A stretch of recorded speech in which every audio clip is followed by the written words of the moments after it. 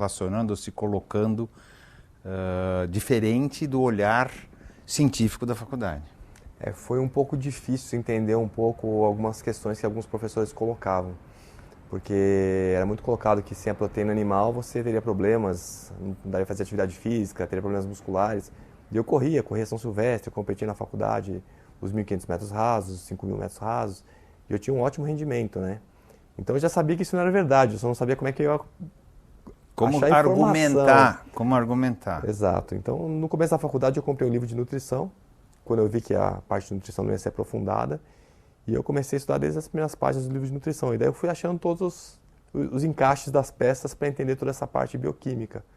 E não existia lá fora estudos sobre isso, sobre a alimentação macrobiótica ou vegetariana e tal? Então, já existiam algumas publicações científicas, só que é interessante que aquela época, né, não era a época da mídia social como é hoje, né? A gente não tinha nem e-mail, a gente ia fazer uma pesquisa, tinha que ir na biblioteca, achar em papel ali os catálogos, pegar o artigo, às vezes não tinha, se você quisesse encomendar, tinha que mandar carta, voltar. E tanto então é você que não tinha muito acesso não tinha aos muito estudos. acesso. E livros no Brasil, a gente tinha os livros da macrobiótica, alguns livros sobre vegetarianismo, mas tinha uma ótica que não era uma ótica científica. Era um pouco espiritualista, né? Então, aí quando eu me formei, eu falei assim, não, tem que ordenar tudo isso. Uma base científica para esse assunto. Sim. E daí o que eu fiz? Eu fui nas bibliotecas científicas que a gente tem no Brasil. Hoje a gente tem os sites, né, de busca, PubMed e afins. E eu fiz uma revisão sobre tudo que tinha sido publicado sobre dieta vegetariana no mundo. E eu comecei a catalogar tudo isso. Então eu lembro que eu passei 8 meses pegando artigo por artigo, em papel, impresso, cataloguei por mês, por ano de publicação. E eu montei uma biblioteca com tudo que tem publicado até hoje, né, cientificamente. E daí eu vi que assim, tem estudos fantásticos, desde a década de 70, estudos de grande amostragem, e os resultados já se mostravam muito promissores desde aquela época. Então eu vi que assim, o meio científico ele não adotou isso por uma falta de interesse, uma falta de olhar de profissionais que poderiam olhar para esse tema como um recurso para a saúde também. E por que hoje não adota? Hoje está melhorando, né? Está melhorando, mas por que ainda é visto como uma coisa ainda, não é muito, né? Não é muito sério isso aí, etc. Por que ainda, apesar então de já ter estudos aí nos últimos 30, 40 anos? Eu diria que um dos pontos é a própria ignorância das pessoas que às vezes falam do assunto. E a gente chega na faculdade com alguns erros muito comuns. Um deles é a ideia que vai faltar algum aminoácido do reino vegetal. Quer dizer, se faltar um aminoácido, você não vai construir massa muscular, vai dar problema com o hormônio. Então, essa é a primeira falha. Falta algum aminoácido. E interessante porque eu dou aula em pós-graduação desde 2003, para médicos e para nutricionistas. E sempre que eu vou dar aula de proteína, eu pergunto, quem aqui viu na faculdade as tabelas mostrando que falta algum aminoácido? Ninguém viu. Porque a gente não tem tabela no Brasil de aminoácidos. A tabela que a gente tem é do Departamento de Agricultura dos Estados Unidos. É uma tabela que eu fui atrás, é uma tabela que tem 9.000 alimentos, está em inglês, não está no Excel, está no Access, que é um programa que pouca gente sabe mexer, que por sorte eu sei. E daí eu fui filtrar isso para conferir. E inclusive tem um livro que é o Alimentação Sem Carne, que eu coloquei todas as tabelas de alimentos, com os teores de aminoácidos. E a gente vê que não falta nenhum aminoácido. Então esse é um erro que muitos profissionais saem da faculdade já no imaginário que vai faltar alguma coisa. Mas é um mito, ou seja, não tem nenhuma comprovação científica, pelo contrário, as comprovações científicas é de que não falta nada, mas se continua repetindo que falta. Exatamente. É isso? E o contexto da proteína é exatamente isso. No contexto da proteína. Proteína, então. Vamos começar com a proteína, Sim. então. Ou seja, uma repetição de um padrão errôneo de interpretação de conceito. Na verdade, em 1942, teve 2 autores, o Bloch e o Mitchell, eles resolveram estudar mais as proteínas. Tinha pouca coisa ainda de aminoácidos, então o que eles fizeram? Eles tiveram uma ideia que foi um pouco infeliz, que tinha que comparar uma coisa com a outra, né? Então eles escolheram uma proteína para comparar com as outras, que foi a clara do ovo, a albumina do ovo, que é um alimento com um alto teor de aminoácidos. Então quando eles começaram a comparar a clara do ovo com as carnes, com os queijos, com os alimentos de origem animal, era muito parecido. Quando eles começaram a comparar a clara do ovo com os alimentos vegetais, tinha diferença de proporção e de quantidade. Então eles colocaram para menos nos vegetais. Então eles começaram a colocar que essas proteínas vegetais eram inferiores às animais. Só que a comparação era de um alimento com outro, não é de um alimento com o que a gente precisa. Então, se a gente for ver hoje, eu preciso disso de aminoácidos. O reino vegetal me fornece isso e o animal fornece isso. O animal tem mais do que o vegetal, mas o vegetal tem mais do que eu preciso.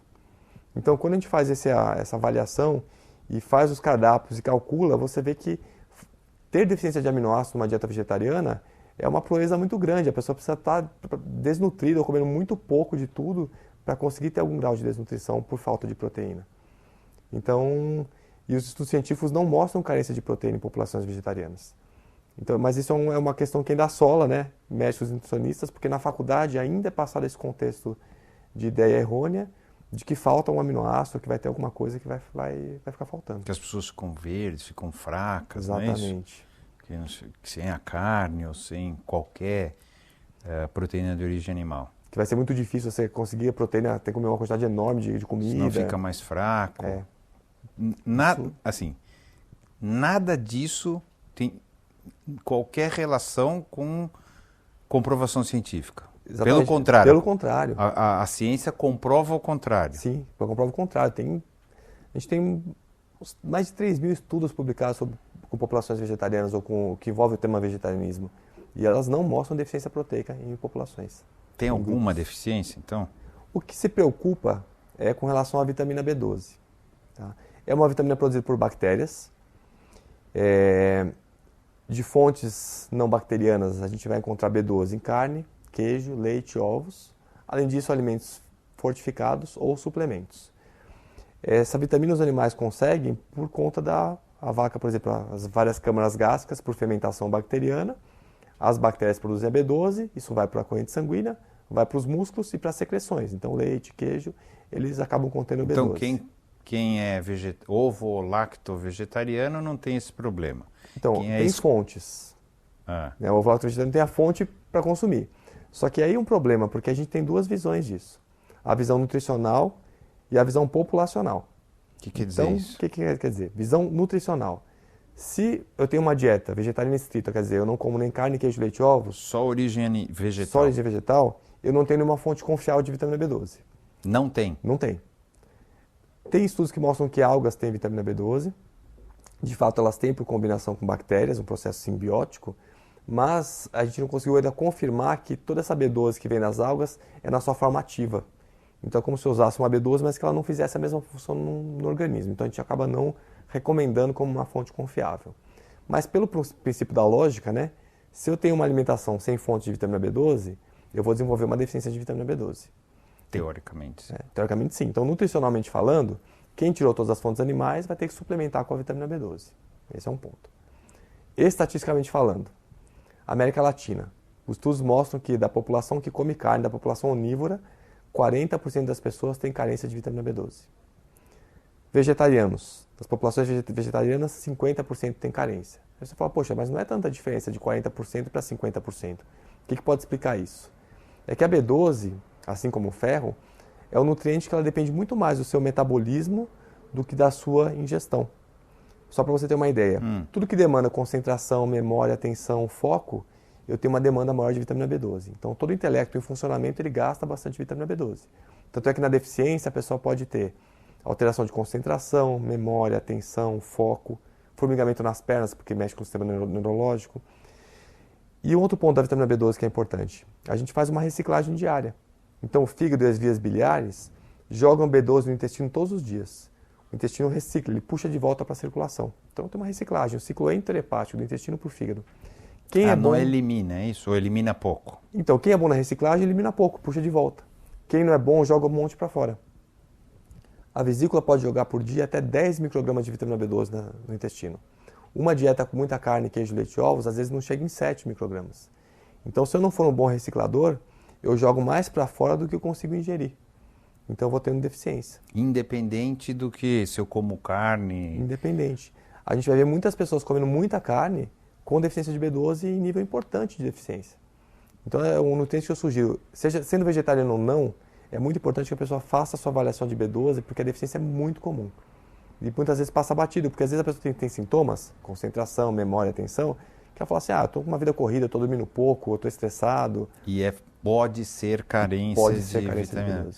Exato. Então aí o cara toma vitamina, resolve, é isso? Resolve. Vai lá e toma Sim. suplemento vitamínico e Sim. resolve. Agora, o que é importante... Então o vegetariano, só para eu tentar, o cara que é vegetariano deve tomar... Nutricionalmente falando, sim. Se você não tem uma avaliação do profissional de saúde, do médico, nutricionista, se você não dosou sua B12... Na dúvida, toma. É isso. Exato. E o que não é vegetariano também, pelo que eu entendi, porque meio a meio, 50%. Você falou que tem 40%. 40%. Então, ou seja, na dúvida também toma. Sim. Inclusive, o Departamento de Agricultura dos Estados Unidos tem recomendações oficiais para que os indivíduos com mais de 60 anos de idade usem suplementação de B12 rotineiramente, comendo carne. Porque a gente tem redução de absorção com o envelhecimento. Então, é uma recomendação que ela é bem amplamente distribuída já em termos dos americanos, né, nesse contexto. Então, essa é a única deficiência que poderia ter alguém que não come carne? Então, teoricamente, se for pensar por escolhas alimentares, né, o que condiz com alimentação vegetariana estrita, seria o único nutriente que não está presente. Todos os outros, sem exceção, a gente consegue em boas quantidades. Mas as pessoas também criaram uma ideia errônea com relação ao ferro. Né? Porque o ferro é tido que a carne tem um ferro de melhor absorção. Né? Então, como é que é essa história? E é verdade? É e não é. Bom, então vamos lá. A gente classifica... O ferro é ferro, independente de onde ele vem. Ferro é ferro. É um elemento químico. Exatamente. Certo. Só que ele pode vir de uma forma livre, que a gente chama de ferro não M. E ele pode vir com uma bolha de proteção em volta dele, que a gente chama de ferro M. Que é mais difícil, é isso? Então, essa bolha de proteção, ela protege o ferro de fatores que dificultam a absorção e de fatores que promovem a absorção. Então, só para você ter uma ideia, esse ferro M que está com essa bolha de proteção, o único fator que atrapalha a absorção dele é o cálcio. Se você faz uma alimentação com muito cálcio, põe bastante queijo, leite na refeição, você absorve menos ferro do ferro M. O ferro não M... Na mesma refeição? Na mesma refeição, tem que estar junto ali Se não tiver... Então não tome leite se você come carne, não tome leite junto porque é ruim. Exatamente, vai dificultar essa absorção. Tá. Esse ferro, por exemplo, se você colocar a vitamina C junto, não vai absorver mais. Não interfere. Já o ferro não M, que não tem essa bolha de proteção, ele é sensível a fatores que otimizam a absorção e fatores que reduzem a absorção. Então o cálcio também atrapalha ele, mas se eu colocar a vitamina C, otimiza a absorção. Se a minha alimentação tiver mais ácidos orgânicos, ácido cítrico, málico, que tem nas verduras, nos legumes, eu otimizo a absorção. Se eu tiver um baixo estoque de ferro, eu capto mais esse ferro. Então é um ferro mais sensível para o lado ruim e para o lado bom. Qual é o problema disso? A ideia é que o reino vegetal, como só tem esse ferro que não tem a bolha de proteção, que é o ferro não M, vai ser uma dieta que pode, teoricamente, proporcionar mais deficiência de ferro. Eu costumo dizer que essa ideia... E mais absorção também. Pode proporcionar as duas coisas, é isso? Pode proporcionar as duas coisas. Só que eu costumo dizer que essa ideia só veio porque nós da biologia, onde eu me incluo, nós não somos da área de exatas, né? Porque se eu fizer uma conta muito simples, a gente vai ver que esse medo ele é infundado. A conta é o seguinte, vamos ver quanto tem de ferro na carne e quanto tem no feijão. A gente troca o feijão pela carne. Então essa é a troca nutricional que a gente faz quando pensa em adotar uma dieta vegetariana. Uma porção de carne, segundo o Ministério da Saúde, são 190 calorias. Uma porção de quanto? 100 gramas? 200 Isso equivale a 65 a 100 gramas de carne. Isso vai ser a mesma coisa que usar uma concha de feijão. São 7 colheres de sopa do grão do feijão cozido. Então, se você fizer essa troca, você tem a mesma carga calórica. Nessa porção de carne, se você pegar uma tabela nutricional brasileira, a tabela TACO, carne magra, grelhada, um filé mignon, vai ter 1,9 miligramas de ferro. Tá. Você absorve 18% desse ferro. Então, chega no seu sangue 0,36 miligramas de ferro. Nessa mesma quantidade de feijão, tem 4,2 miligramas de ferro. Olha só, 1,9 aqui, 4,2 aqui. Você absorve menos, você absorve 10%. Entrou no seu sangue 0,42. 0,4. Então, o que acontece? Você absorve 10% do ferro vegetal e 18% do ferro animal. É quase o dobro, né? 80% a mais. Só que aqui tem menos ferro. Aqui tem menos. E essa porção de carne é a porção máxima que é preconizada por várias entidades ao redor do mundo como consumo máximo seguro. Quer dizer, entrou no meu sangue 0,36. Por dia precisa entrar 1 a 2 miligramas para atender minha demanda diária. Ou seja, todo o restante do ferro vem de outro lugar. Vem da fonte vegetal. Então os cuidados vão ser os mesmos. Eu vou ter que usar os mesmos princípios de tentativa de aumentar a absorção do ferro vegetal se eu como carne ou se eu não como carne. Tanto é que as populações vegetarianas não têm mais deficiência de ferro do que as onívoras. Então ficou com essa ideia. É igual, é igual. isso, sim. As deficiências são iguais e é por problema o quê? De má alimentação. O ferro, que mais bagunça o ferro, é perda de sangue. Se você pegar o estoque de ferro, que chama ferritina, do homem e da mulher, só de você olhar o número, você já sabe quem que é homem e quem é mulher. A mulher, por perder sangue continuamente, todos os meses pela menstruação, tem um estoque de ferro muito baixo. O homem, às vezes, está comendo tudo errado, fazendo tudo que não pode fazer com ferro, tá bem. E o ferro tá bem. Então, tem essa questão. O fator de risco para deficiência de ferro é perda de sangue, então mulheres em idade fértil, menstruando. Crianças, porque tem um crescimento rápido, e eu preciso de ferro para montar sangue, para montar músculo, então a demanda de ferro é grande. Gestante, nos primeiros 3 meses, a gestante aumenta o volume de sangue em 20% nos primeiros 3 meses. Nos últimos 3 meses de gestação, imagina que todo o ferro que foi usado pela criança vai sair dela. Para criar sangue, músculo, a placenta se enche de sangue, ela perde sangue no parto, então o gasto de ferro é enorme. E o ferro dá sintomas muito comuns. E é um ponto interessante, né, Celso? Porque assim, olha, a gente, quando vai avaliar os exames de sangue, isso é um problema, porque as faixas de referência foram feitas na busca de doenças. Não foram feitas para avaliar estado nutricional. Então você tem um exame que está dentro da faixa, a ferritina, o estoque de ferro, está dentro da faixa, mas a pessoa pode estar com deficiência. Porque só fica abaixo da faixa quando a pessoa já está com anemia, quando já está no último estágio da deficiência. Então a falta de ferro, ela pode causar queda de cabelo, alteração nas unhas mais moles, quebradiças ou que lascam, cansaço, principalmente no final do dia. É menos comum, mas a pessoa pode ter agonia nas pernas ou pernas inquietas, ela vai se deitar, não acha a posição, dá uns desconfortos. Pode se levantar rápido e ter tontura, ver pontinhos luminosos, tristeza sem motivo aparente, dificuldade de acordar pela manhã, mesmo tendo dormido bem, preguiça para atividade física, o exercício físico não rende e a pessoa sai muito cansada da atividade física. Quase todo mundo tem deficiência de ferro, é isso? Porque isso aí que você falou, alguém se encaixa em alguns 3. Né? Todo mundo se encaixa em 3, pelo menos. Mas é muito interessante, quando eu falo sobre esses sintomas num grupo, em aulas, todo mundo as tem. mulheres quase todas têm, pelo menos 3 desses. Os homens muitas vezes não têm, porque tem menos risco mesmo. E o ferro é importante para a parte imunológica. Quando a sua célula de defesa pega uma bactéria, para matá-la, elas usam ferro. Então, imunologicamente, você fica mais vulnerável também. E o ferro tem um tratamento longo, difícil. Né? Para repor, é isso? Para repor. Porque o que acontece? A gente tem que discernir a anemia da falta do ferro. A anemia é uma condição onde a hemoglobina fica baixa. Quando você pega o hemograma, aquele exame de sangue, a hemoglobina ficou baixa e é anemia.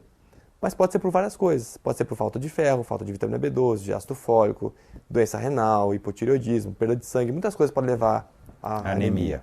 A mais comum, nutricionalmente falando, é a falta do ferro. Então, você pode ter o estoque de ferro já exaurindo, mas ainda ter hemoglobina normal. Quer dizer, você tem dinheiro na conta corrente. A hemoglobina é a última coisa que abaixa, ela transporta oxigênio, né? Sem oxigênio por 5 minutos a gente morre. Então a hemoglobina é a última coisa que abaixa na falta do ferro. Então vai acabando a poupança, que é a ferritina, mas você ainda tem dinheiro na conta corrente. Quando acabou realmente, não tem mais de onde tirar, que daí abaixa a conta corrente. Daí acontece. Então você pode ter ainda uma deficiência de ferro sem anemia ainda. Ou uma deficiência de ferro com anemia. Tratar o ferro é muito lento. Quando você começa a fazer um tratamento da anemia, em 3 meses, que é o básico que as pessoas utilizam de ferro, a hemoglobina corrige. Então, quer dizer, o seu transporte de oxigênio já foi restabelecido, mas o estoque ainda está ruim. Então, para arrumar estoque, pode demorar 6 meses, 9 meses, 1 ano, para a gente conseguir levar para um nível bom.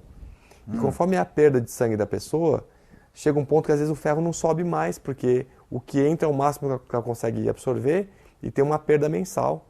Então, às vezes é difícil chegar num nível excelente. E aí? Agora eu fiquei curioso, parece uma série. E agora? Aí a gente tem que trabalhar com suplemento mesmo, porque com a alimentação é muito difícil fazer uma correção. A gente consegue às vezes fazer uma correção com a alimentação, quando a pessoa não perde sangue, tinha uma alimentação muito ruim, a gente melhora a qualidade da alimentação. Aí dá um efeito positivo, mas nas pessoas que perdem sangue, geralmente é o suplemento que a gente acaba usando como recurso para essa correção. E é por tempo prolongado. Tem mulher que, infelizmente, a gente precisa usar o suplemento até ela entrar na menopausa. Quando ela parou de sangrar, aí o ferro estabiliza e não cai mais. E é muito comum as pessoas fazerem tratamento por 3 meses, volta tudo. Aí não adianta nada. Aí passa a vida inteira com esse desconforto. Que cansaço também, mamar, todas essas coisas que você falou. E fica arrastado. É aquilo que a gente fala, né? O ferro acaba, ele não mata nessa condição, mas a qualidade de vida fica muito deteriorada. Então vamos lá. A deficiência de ferro é comum Muito comum. aos onívoros e aos vegetarianos. Sim, Ou veganos, né? sim, Tá certo? certo. A vitamina B12 é razoavelmente igual também, né? Ou quase igual, as deficiências são razoavelmente. Isso, eu entendi que a gente pode ter diferenças de absorção, mas a principal diferença, o que é? O jeito que a gente se alimenta. Por que não funciona tão bem? Porque eu fico pensando, vamos pensar evolutivamente, a nossa espécie, dizem que a gente era caçador-coletor, tá certo? Então, uma parte carne, uma parte vegetal, frutas, e etc, etc, etc. E não era muito, né? E parece que a gente sobreviveu algumas centenas de milhares de anos até chegar aqui. Então, por que hoje a gente tem tanta definição? Ou a gente sempre teve? Não sei se você entende o que eu estou falando. Sim, como é que a gente chegou até aqui se é tão difícil? A gente comia muito mal, né, como espécie. Muito mal, que eu digo é pouco, difícil, sei lá. Pelo menos essa é a ideia que passa. Como é que a gente chegou até aqui, então? Se agora que a gente tem abundância de comida, por que não resolveu esse assunto? Tem algumas teorias com relação, principalmente essa parte da B12. Um dos pontos é a teoria da má higiene. Como a B12 é produzida por bactérias, teoricamente, se você tem mais contaminação no que você come, tem mais B12. O negócio é não lavar a mão, é isso? E já teve pessoas que resolveram fazer isso, não só não lavar a mão, como não lavar os alimentos também. Ah, é? É, pegar o alimento orgânico e comer sem lavar também. Prática que hoje a gente não recomenda. Eu acho que não. Mas o problema é que na época a gente não tinha dosagem, então a gente não sabe como é que eram os níveis. É como a gente vê hoje, a gente fala assim, tem um provérbio, né, que o pessoal diz isso, que é o seguinte, que cada gestação um dente a menos, né? Para a mulher que tem o filho. Porque a demanda de cálcio é enorme na gestação. Então, as mulheres sempre tiveram muita perda de massa óssea nesse período. De uns tempos para cá, como a gente sabe disso, a gente dá esse suporte e a gente consegue evitar isso. Então, quando a gente pensa no ferro, na vitamina B12, a gente sabe que são condições que tem pessoas que vivem com níveis baixos a vida inteira. A pessoa consegue crescer, se reproduzir, mas não tem aquele vigor, aquela disposição toda. Então a gente não sabe em gerações anteriores como é que era isso, né, com relação a essa qualidade de vida. E se a gente for pensar que eram populações mais preocupadas em sobreviver do que realmente ter uma qualidade de vida maior, né, talvez seja um momento que hoje a gente consegue já olhar para esse aspecto e tentar otimizar um pouco mais a nossa qualidade de vida. Teoricamente a gente foi selecionado para viver. Teoricamente não, né? Biologicamente, Sim. a gente foi selecionado alimentando mal, eu estou chamando assim. Sim. Então, portanto, a gente deveria estar adaptado a isso. Não Filosoficamente faz sentido, né? Não é filosofia, é cientificamente, não é que faz sentido isso? A gente deveria estar adaptado à má alimentação, à não frequência de alimentação, não é isso? Sim. Porque eu estou imaginando aquela vida lá do caçador-coletor, depois tem agricultura, depois tem um monte de coisa, mas é uma vida dura, teoricamente, não? E o que a gente vê também nesse período é que a expectativa de vida era muito curta, né? O idoso devia ter uns 25, 30 anos. Né? Então hoje, com toda a questão sanitária que a gente conseguiu, com essas mudanças todas em termos de higiene, a gente já conseguiu prolongar bastante a expectativa de vida. E a gente hoje está vendo, por exemplo, doenças que só se manifestam com a idade mais avançada, né? Quando a pessoa morria com 20, 25 anos, 30 anos, ela morria por ferimento, morria por infecção. Então, provavelmente, a gente não via quase nenhum caso de câncer, de doença cardiovascular, de infarto agudo do miocárdio. Que não dava tempo. Não dava tempo de chegar ali, né? Hoje a gente já expandiu isso. Agora, a nossa questão é como é que a gente vai chegar mais para frente com mais qualidade e menos doença. Acho que esse é o nosso ponto que a ciência hoje está buscando.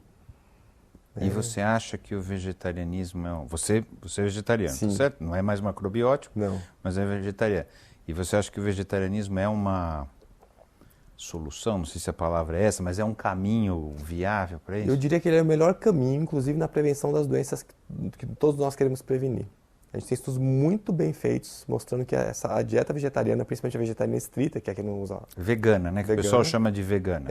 Alguns veganos ficam bravos com o nome de dieta vegana, né? Porque na verdade o veganismo não envolve só alimentação, ele envolve vestuário, envolve outras questões. Eles falam que O Nada de origem animal, Exato. tá certo? Nada que tenha o animal como objeto, usar o animal como escravo, como objeto, são as palavras que seja se na usam. comida ou fora da comida. Isso. Né? Então, mas a literatura científica usa o termo dieta vegana, né? Que seria dieta vegetariana estrita. Os estudos com relação a essa alimentação, comparando com as dietas preconizadas pelas associações internacionais, mostram que a dieta vegetariana estrita é muito mais eficaz na prevenção e tratamento das doenças todas as doenças crônicas, diabetes, doença cardiovascular, obesidade e câncer. Só para ter uma exemplificação disso. No contexto da diabetes, que é algo que é bem estudado. O que os estudos iniciais fizeram? Eles têm cerca de 10 estudos no mundo que foram feitos de autores diferentes, lugares diferentes, e o resultado final foi o mesmo. Eles pegaram pessoas com diabetes, já com a doença diabetes, sem usar insulina com medicamentos, dividiram em 2 grupos. Um grupo vai seguir, por exemplo, a dieta preconizada pela American Diabetic Association. Então, a dieta preconizada pelos americanos como a melhor dieta para diabéticos. E outro grupo, uma dieta vegetariana estrita. Ou seja, você tira carne, queijo, leite e ovos e você faz uma dieta com baixo teor de gordura e alto teor de carboidrato. Então, nessa dieta, eles tiraram as oleaginosas, nozes, amêndoas, óleo de adição, abacate. Tiraram. Por quê? É uma estratégia para que a pessoa tenha alimentos de grande volume com pouca caloria. Então eles falaram para esse grupo, olha, coma à vontade, você não tem restrição de quantidade de comida. É um método para você conseguir fazer isso para que não entre tanta caloria. Arroz, feijão, macarrão, verdura, fruta, tudo isso. Tá. E o grupo que seguia a dieta da American Diabetes Association, olha, você está acima do peso, vamos restringir 500 mil calorias por dia para você emagrecer, para garantir o seu emagrecimento. Esses grupos são acompanhados inicialmente por 22 semanas. O grupo vegetariano teve o dobro da redução de peso que esse grupo, e olha só, ingestão de carboidrato aqui no grupo onívoro era de 55% das calorias, e no vegetariano era de 75% a 80% das calorias como carboidrato. Abaixou mais peso, abaixa mais glicemia, reduz o uso de medicamentos, reduz o colesterol ruim, reduz todos os parâmetros metabólicos, você tem melhora nesse grupo comparado com esse. Daí o estudo é prolongado para 74 semanas, 1 ano e meio. Se mantém esse resultado muito mais favorável nesse grupo do que nesse. E o interessante é que o pessoal que segue essa dieta vegetariana, eles passam a colocar que não acham difícil seguir a dieta vegetariana. E até a adesão é maior do que no outro grupo, porque eles podem comer à vontade. Porque come não de tudo, mas come mais. Come mais, tem volume para comer, com menos caloria. Fica mais saciado. O que a gente vê é que, assim, geralmente na alimentação vegetariana, o mais importante para a pessoa se abrir é dar o primeiro passo e experimentar. Porque depois que você experimenta, você tira aquela ideia que, poxa, uma alimentação cheia de só folha, e não é. E tem gente que fala também que é menos saborosa, né? Que tinha, né? Que o sabor está na carne. Mas se você souber usar os condimentos todos, né? Veja a culinária indiana, por exemplo, tem a quantidade de condimentos que a gente pode usar é fantástica. E 10 estudos no mundo publicados com esse mesmo perfil, autores diferentes, em países diferentes, dá o mesmo resultado. A dieta vegetariana é muito mais eficaz no tratamento de quem é diabético e na prevenção. As populações vegetarianas têm de 35% a 75% menos diabetes do que as onívoras. Então, e por, assim, se é tão assim, por que quase é um segredo? Então, e se eu volto a falar assim, por que quase é um segredo? São evidências científicas, são estudos, né, sérios e etc. Mas parece um segredo, quase... Olha... Então, esses estudos todos são livres na literatura. Né? Agora você vai imaginar que um profissional de saúde que não está nem um pouco interessado em mudar os hábitos alimentares, ele não vai entrar muito a fundo nisso. Quem estuda o assunto acaba se vegetarianizando, porque você vê tanto efeito positivo. As escolas de nutrição, por exemplo. Com o medo que vai faltar B12, o ferro vai ser mal absorvido, vai faltar aminoácido, é como se fosse uma dieta impensável de ser feita. Então o pessoal acaba não usando esses recursos. Quer dizer, nas escolas não se ensina isso. Quase nenhuma escola. Hoje, com mais pessoas vegetarianas no meio, tem professores que já estão inserindo esse assunto nas faculdades, mas é uma coisa mais recente. Eu dou aula em muitas faculdades de nutrição a convite para alguns eventos, e a queixa dos alunos é justamente isso. Os professores só falam mal de dieta vegetariana sem mostrar contextos científicos que embasem esse falar mal. Posso tentar voltar de novo lá atrás no caçador-coletor? Tem gente que diz que a gente só chegou a desenvolver o cérebro, que a gente saiu como um ramo, vamos dizer, o mais inteligente dos macacos, vamos dizer assim, por causa da carne e por causa de ter cozinhado a carne, que isso deu energia suficiente para o nosso cérebro crescer, etc., chegar a ser humano. E esse é um dos argumentos para falar, bom, nós não podemos prescindir da carne. Não sei se você já ouviu esse tipo... Já ouvi falar. Qual que é o seu olhar sobre isso? Olha, metabolicamente falando, pela fisiologia humana e bioquímica humana, isso não tem nenhuma relação no sentido de que foi a carne que proporcionou isso.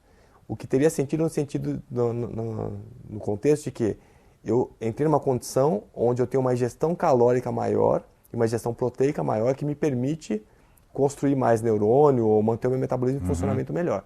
Se eu fizer o meu arroz feijão, né, eu vou ter o mesmo efeito nesse sentido.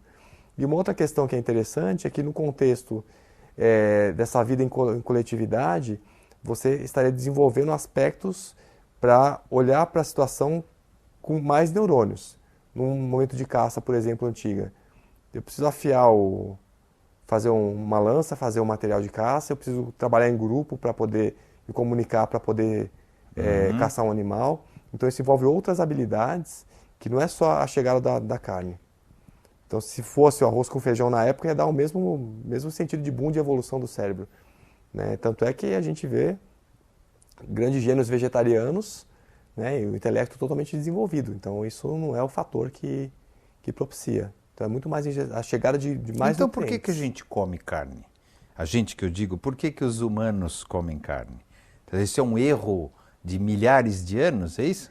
Talvez tivesse uma necessidade naquele momento, né, de pegar o que é mais denso, de talvez uma cultura que foi sendo criada ao longo de gerações. O que você quer dizer é, hoje não é necessário. Hoje não é Talvez necessário, né? tenha sido em algum momento. Talvez por sobrevivência, né? Mas hoje não é necessário, e não só não é necessário, como é nocivo. Hoje a gente tem estudos categóricos falando isso.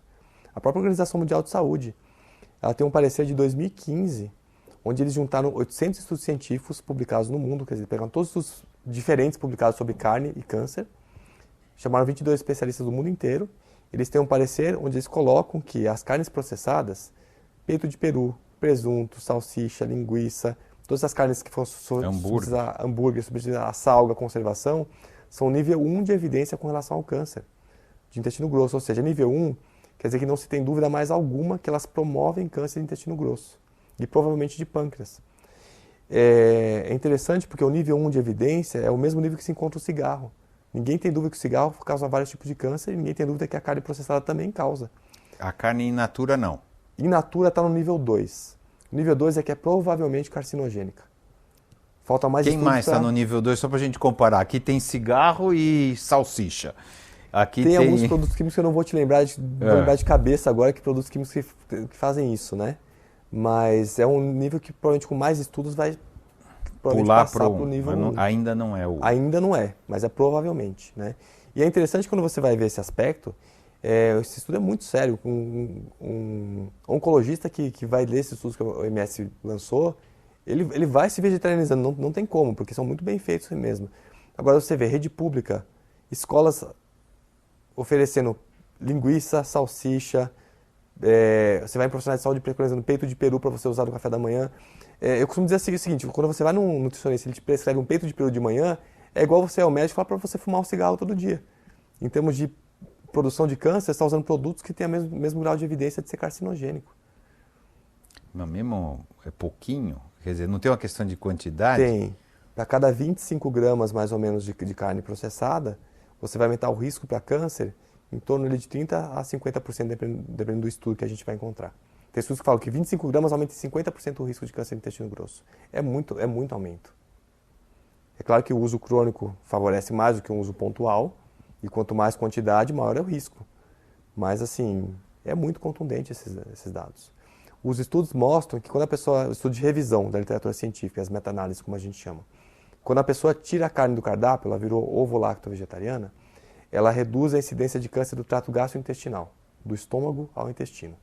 Quando ela tirou, além das carnes, os ovos e os laticínios, ela reduz a incidência de todos os tipos de câncer. Todos.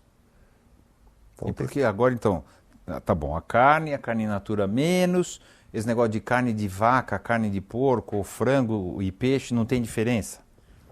A princípio, um dos principais fatores é o fato de você conservar a carne com substâncias que são carcinogênicas, nitratos, nitritos, e o aquecimento forma aquela crosta aqui na carne, do grelhado, da brasa, isso é altamente carcinogênico. Churrasco.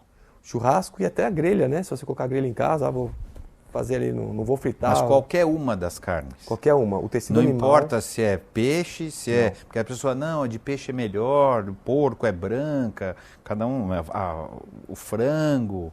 Nesse aspecto, fez o tostadinho no tecido animal, forma essas substâncias tóxicas que... Independente do tipo de carne. E por que ovo e leite? O leite tem alguns aspectos. Um deles é que ele traz uma quantidade maior da formativa do hormônio de crescimento, que a gente chama de IGF-1. É uma substância que estimula o crescimento de todas as células do corpo, inclusive as células tumorais. Então, ele tem estudos de associação com o consumo de leite com mais risco de câncer de ovário, com mais câncer de próstata, inclusive. Então, a gente vê estudos que quando você retira o leite da dieta, esses níveis de IGF-1, eles caem. Então, a princípio, pessoas que têm uma tendência maior a produzir células cancerígenas, você está tirando um estímulo de produção dessas células. Mas não é que ele provoca câncer, é se alguém tiver o câncer, ele faz o câncer, é isso. Estimula o câncer a se reproduzir mais. Se você não tem câncer, você pode tomar leite. Mas você pode... uma parte sim. A outra parte é assim, se você é uma pessoa que tem geneticamente mais predisposição, porque nós produzimos células tumorais o tempo inteiro, todos nós. Só que o nosso sistema imunológico, ele detecta essas células anormais e ele remove da circulação. O tumor é um erro, não é isso? É um erro genético na produção das células. É um erro na hora de reprodução, deu um treco errado. E esse erro acontece o tempo inteiro em todos nós. Claro. Só que nosso sistema imunológico vigilante, ele vai limpando. Ou a célula, quando ela se percebe, ela se mata. Isso chama apoptose. A célula pode se matar, opa, vai dar errado aqui, ela se mata. Suicídio. E as que conseguem sobreviver, ou que não se mataram, criam um código genético diferente e vão se multiplicando. Então nós produzimos essas células anômalas todo o tempo, todos os dias. Então, de acordo com o nosso estado imunológico, a gente é mais capaz de remover essas células que são danificadas. Ou não. Então, se você tem já um estilo de vida que sono é ruim, alto consumo de gordura saturada, sedentarismo... Gordura saturada é de carne, ou leite também. Manteiga, requeijão, carne, queijo, ovo, são altamente concentrados em gordura saturada. Que é uma gordura que, para essa questão de inflamação corporal, que é outro tema interessante, é uma gordura péssima. Tá, mas continua, eu interrompi. Se tiver, então, alta coisa de gordura saturada, etc., a gente não consegue limpar. Você tem uma chance maior de deixar uma célula passar batido e se transformar num tumor, fora a sua predisposição genética também. Claro. Então, eu colocar mais elementos que são elementos que não têm efeito protetor, eu estou deixando um terreno propício para essas células se multiplicarem. Diferente de quando você tira todos os elementos que são negativos, você tirou conservantes, corantes, químicas, todas essas substâncias que vêm da grelha, da carne da conservação, o IGF-1, abaixou a insulina, que é um hormônio que também estimula o crescimento tumoral. Quando você cria uma situação menos favorável, por mais que você tenha uma predisposição genética, talvez você não desenvolva, porque você deixou um meio menos favorável para isso se desenvolver. Tá. Então, a gente vê isso muito em populações e estudos enormes. Tem estudos gigantescos mesmo em populações vegetarianas que a gente vê essa condição de melhora, de redução de incidência de câncer. E porque não acelera, por causa disso. Você estava falando da inflamação, que era uma coisa importante. O que acontece? Isso é um tema muito atual, né? A inflamação é o grau de desgaste do nosso corpo. A gente coloca o corpo sob diversos estímulos de estresse. Dormir pouco. Para eu aguentar o próximo dia, eu tenho que colocar adrenalina na corrente sanguínea, cortisol. Eu tenho que munir meu corpo de hormônios que são hormônios do estresse. Ficar acima do peso. A própria gordura abdominal, ela produz dezenas de substâncias químicas que bagunçam todo o metabolismo. E eu vou causando um estresse metabólico. Isso a gente dose exame de sangue. Tem vários exames que você, quando vai ao médico, ele pede para ver o nível de inflamação mesmo. Isso é quantificado. Quanto maior o nível de inflamação, mais você cria doença cardiovascular, diabetes e câncer. Tanto é que quando você tem níveis mais baixos, você está prevenindo tudo isso. E forma de você prevenir isso? Dormir o suficiente, com boa qualidade, manter o peso adequado, manter a atividade física não em excesso, mas um nível que seja fisiológico, e alimentação mais natural e integral. Quando você passa os alimentos refinados, processados, você está deixando de colocar substâncias que são antioxidantes, que ajudam a manter o seu corpo nesse equilíbrio. Então isso vai fazendo muita diferença de você passar décadas sob uma ação de um estilo de vida que é mais agressivo ou do estilo de vida que é menos agressivo. Então esse processo de inflamação, um dos fatores que faz muito isso é o consumo de gordura saturada. E toda vez que você aumenta o consumo de gordura saturada, você piora o controle do carboidrato. Tanto é que o pessoal hoje faz dieta com alto teor de gordura e proteína e abaixa o teor de carboidrato. Só que erroneamente eles colocam a culpa no carboidrato. Funciona assim, olha. Quando você come o carboidrato, ele tem que entrar nas nossas células para ser usado como produção de energia. Então o seu cérebro, por exemplo, o cérebro pensante ele usa carboidrato, é o combustível dele. Chega carboidrato no cérebro, que é glicose, você faz as sinapses, mantém o estímulo nervoso, então você consegue pensar, raciocinar e ter uma mente rápida. Tanto é que passando fome, concentrar, focar ali fica difícil, o cérebro está no limite mais baixo de recebimento de carboidrato. O cérebro não tem, ele tem portas abertas para o carboidrato. Você come, ele entra tranquilamente, não precisa de nenhum estímulo. Mas a nossa musculatura e nosso tecido adiposo, a glicose não entra facilmente. Então o que acontece? Quando a glicose chega, ela vai até o pâncreas percebeu que tem glicose e produz um hormônio chamado insulina. A insulina vai até o músculo e manda o músculo abrir a boca para a glicose entrar. Esse é o processo fisiológico. Só que quando você aumenta o consumo de gordura saturada, você bagunça o efeito da insulina. Os nossos músculos, nossas células, têm um receptor de gordura saturada. Chama Toll-like esse receptor. Quando a gordura saturada chega, se encaixa ali, desencadeia uma série de sinais dentro da célula que produz uma substância altamente inflamatória chamada TNF-alfa. Essa substância inflamatória vai lá no receptor da insulina e fecha. Bloqueia. Então a insulina chega e o músculo não consegue abrir a boca. Então quanto mais gordura saturada você usa, mais difícil é colocar glicose no músculo, mais alta ela fica e mais alta a insulina fica. Então você cria uma situação de descontrole da glicemia por aumentar a gordura saturada. Então o que o pessoal faz hoje? Aumenta a gordura saturada e corta o carboidrato. Fala que o carboidrato é o vilão. Não é o vilão. O vilão é a gordura saturada, é ela que bagunçou. Tanto é que esses estudos de diabetes que eu comentei anteriormente, o pessoal tira a gordura, o normal é 30% do cardápio como gordura, das calorias, reduzem para menos que 10%, e o carboidrato, que é em torno de 55%, 60%, aumenta para 80%, e melhora a glicemia, melhora tudo.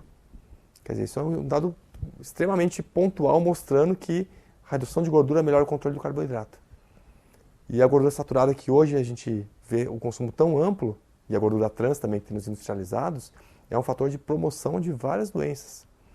Fontes de gordura saturada. Está começando a dar medo para comer. Vocês não estão com medo de comer? Eu estou ficando com medo de comer. Mas é só tirar ou reduzir. Carne, queijo, leite e ovos.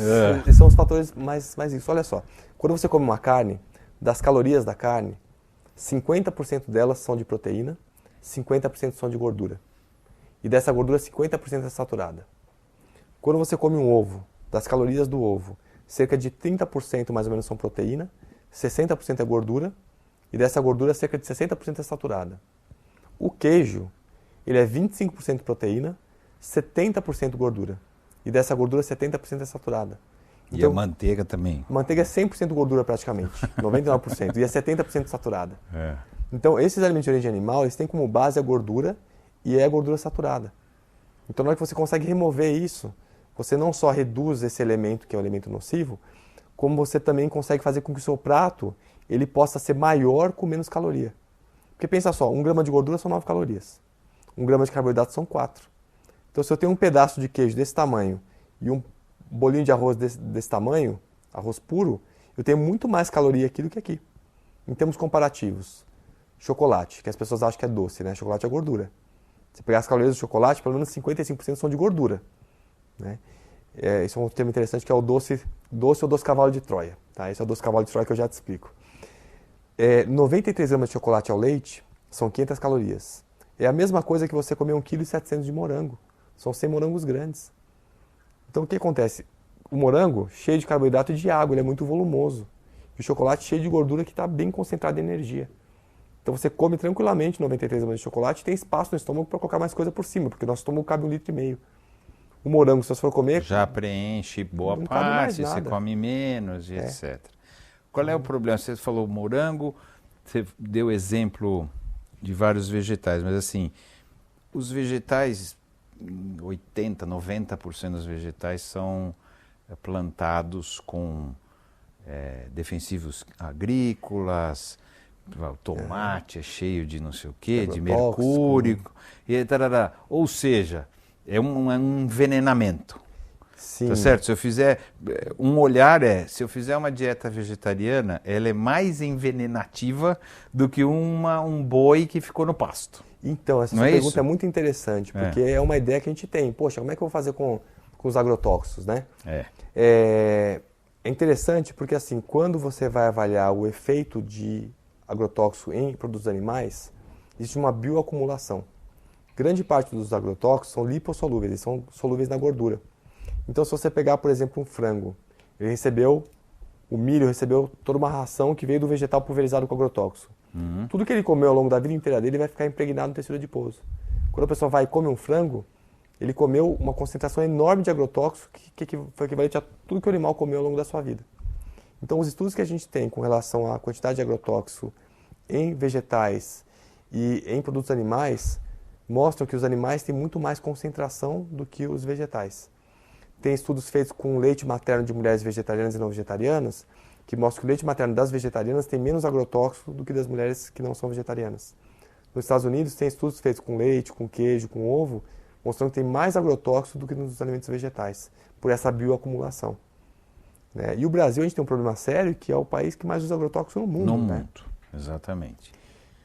Então, o que você quer dizer, ver se eu entendi. Os agrotóxicos são usados para o vegetal, mas como os animais comem os vegetais que estão com agrotóxico, eles acumulam no tempo, Sim. então no final, um boi, um frango, peixe não, né? peixe vai mais pro mercúrio, né? O boi, o frango, etc., eles têm mais agrotóxicos do que o vegetal. Sim, por unidade ali de consumo. Tá.